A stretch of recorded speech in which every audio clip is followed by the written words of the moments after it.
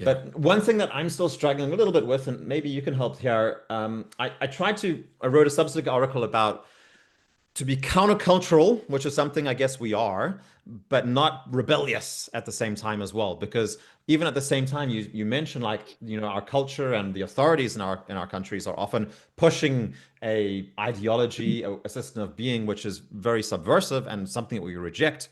But we don't want to be. It's so easy to get caught up in a negativity and even a thinking we have to somehow fight against the system or something like that.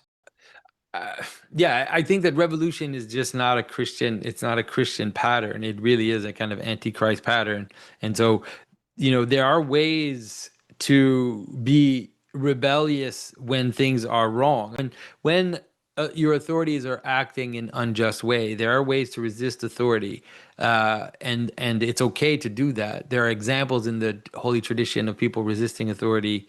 My own namesake, Saint Maximus, who standing in front of the emperor and the emperor saying, accept this theological position. It's good for the politics, Maximus, accept it. And Maximus saying no.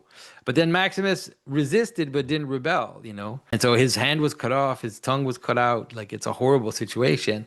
And he didn't give in to an illegitimate authority, but he also didn't act as if he was now the authority. And I think that that's the danger people fall into in terms of a rebellious spirit, is to think that their rebellion leads them into their own power. Like, it's like, this is I will now be the arbiter of reality. And that's obviously wrong. It's just wrong objectively, but it's also not good for you.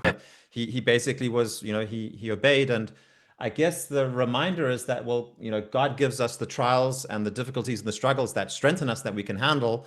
I'm not a John Chrysostom. I don't think I could handle, that kind of stuff. I'm not a Saint Maximus, couldn't get my eyes gorged out. But if But there in are the end, though, the struggles, the thing is that it's also, I mean, especially as Christians, like, I guess what's hard is to think, do we believe that the way of Christ is the truly transformational one? And we have an example of it. The thing is that if Jesus had died, if he hadn't resurrected, obviously there'd be nothing. The fact that he resurrected was something, but then we have an example in the transformation of the Roman Empire of something which happened without revolution, a deep transformation, a regime change from yeah. the inside that didn't need a political revolution. And so if we believe that, then that is ultimately the best path to follow.